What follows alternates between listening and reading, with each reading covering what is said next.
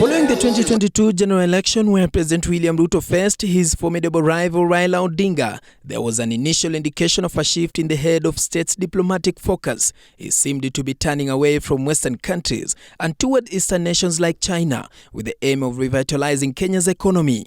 However, within 2 months of taking office, the president engaged in multiple economic discussions with diplomats and leaders from Western countries, signaling a departure from the Look East policy that had been prominent for the past 2 decades, initiated by the late President Mwai Kibaki and continued by Uhuru Kenyatta. Kenya, whether it is our avocados, the tea, coffee, macadamia, and I'm happy that we are now exploring possibilities of the sectors of livestock, both.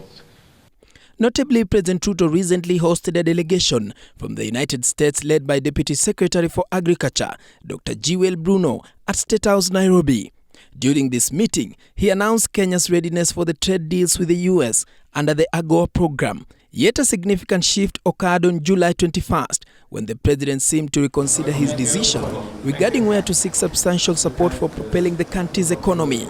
On this date, he held a high-level meeting with a senior member of the political bureau of the Communist Party of China's Central Committee and the director of the Office of the Central Committee for Foreign Affairs, Wang Yi, at State House, Nairobi.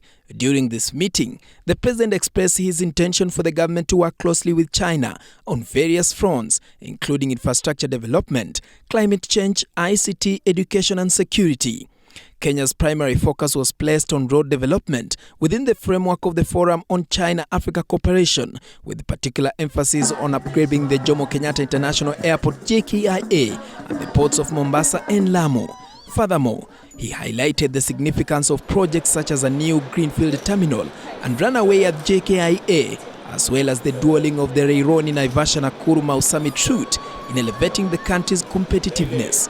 The president emphasized that these projects could be pursued through either public-private partnership or government-to-government arrangements. Paul Kirobi, The East African Interest.